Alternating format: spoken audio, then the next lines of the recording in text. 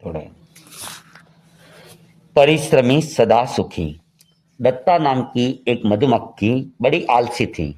उसकी सारी सहेलियां सुबह ही काम पर निकल जाती, पर वह देर तक सोती रहती। दिन में भी पड़ी अलसाती रहती। कुछ भी काम करना उसे बुरा लगता था। अन्य मधुमक्खियां मेहनत करके पराग आदि भी इकट्ठा करती, शहद बनाती। दत्ता उन्हें पड़े पड़े खाती रहती। दत्ता का यह निकम्मापन अन्य मधुमक्खियों को पसंद न था। उन्होंने एक दिन सभा की। सभी ने एक मत से समर्थन किया कि दत्ता का बहिष्कार कर देना चाहिए। उसे हमारे साथ रहने का कोई अधिकार नहीं है, वह जहाँ चाहे चली जाए।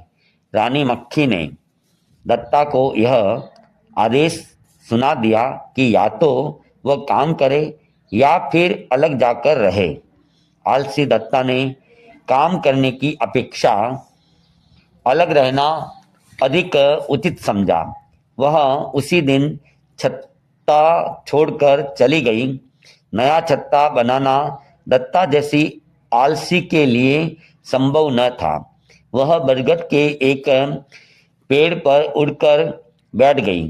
घूम फिरकर उसने अपने रहने की जगह तलाश की और अंत में एक कोटर में जाकर रहने लगी। उस पेड़ की कोतर में दत्ता सारे दिन आलस्य में पड़ी रहती। जब उसे बहुत तेज भूख लगती तो इधर उधर जाकर थोड़ा बहुत खाना तलाश लेती। अक्सर आलस्य के कारण वह भूखी भी रहने लगी। इस प्रकार थोड़े ही दिनों में वह बहुत दुबली हो गई। बरगद के पेड़ पर शालिनी नाम की एक चिड़िया भी रहा करती थी। वह प्राय दत्ता को समझाती, बहन कुछ काम भी किया करो, आलस्य में समय गंवाने से क्या लाभ है। आलसी जीवन में कुछ भी प्राप्त करने में सफल नहीं होता। आलस्य से बढ़कर और कोई शत्रु नहीं है। इसके रहते हम जीते जी मर जाते हैं। शालिनी की बातों का दत्ता पर कोई प्रभाव न पड़ता। वह उसकी बातें सुनती और मुंह फिरा लेती। हार कर शालिनी ने उससे कुछ कहना ही बंद कर दिया। एक बार की बात है, एक मकड़ी घूमती हुई बरगद के पेड़ पर चढ़ गई। उसे भी अपने रहने की जगह की तलाश थी। दत्ता जिस कोटर में रहती थी वह उसे बहुत पसंद आया। मकड़ी ने उस कोटर में अपना जाला पूर लिया। आश्चर्य की बात कि 2 दिन तक दत्ता को यह पता ही नहीं चला कि वह कैद हो चुकी है। चौथे दिन सुबह सुबह उसे भूख लगी। अब खाने की तलाश में जाना चाहिए, उसने सोचा। पर यह क्या, उसके निकलने के सारे रास्ते बंद थे। सूरज की रोशनी में मकड़ी का जाला चांदी सा चमक रहा था। दत्ता यह देखकर घबरा उठी। उसने मन ही मन में सोचा कि अब तो मैं निश्चित ही मर जाऊंगी। मकड़ी मुझे भी किसी दिन खा जाएगी। तभी दत्ता की निगाह डाल पर बैठी शालिनी चिड़िया पर पड़ी। दत्ता चिल्लाई, शालिनी बहन मेरी सहायता करो। वहीं से शालिनी ने दत्ता की आवाज पहचानते हुए कहा, पर तुम बोल कहाँ से रही हो? कोटर से ही बोल रही हूं, दत्ता चिल्लाई। पर वहां तो 2-3 दिन से एक मकड़ी है। मैंने सोचा कि तुम कोटर छोड़कर चली गई होगी। शालिनी बोली, नहीं, मैं यही हूं, मुझे यहां से किसी भी तरह से निकालो। दत्ता घबरा कर बोली,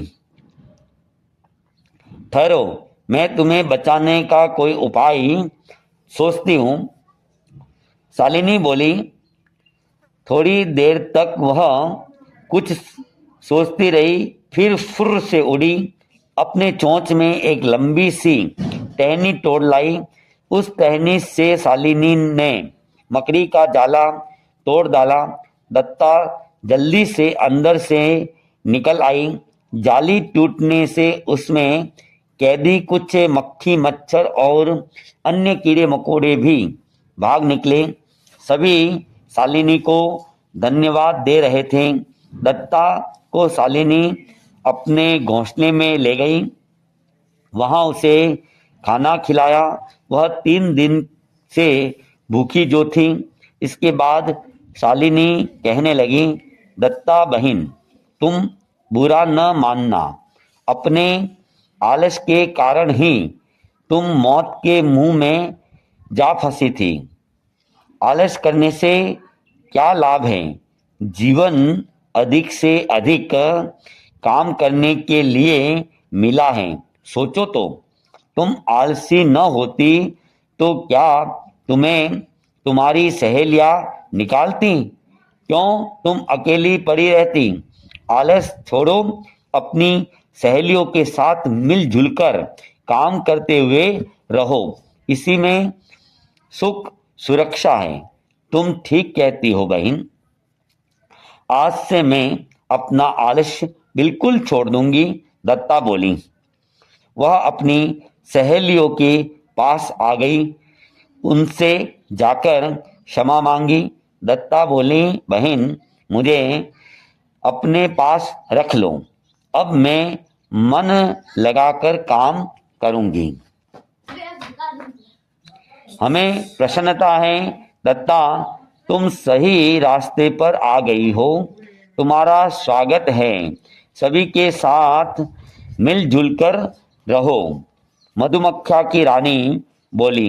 अब दत्ता सारे दिन काम करती है, किसी को उससे कोई शिकायत नहीं रही है। दत्ता को स्वयं आश्चर्य होता है कि पहले वह बिना काम किए आलसी और निकम्मी कैसे पड़ी रहती थी। उसकी समझ में अब यह बात अच्छी तरह आ गई है कि परिश्रम करने में ही सुख है। हाँ।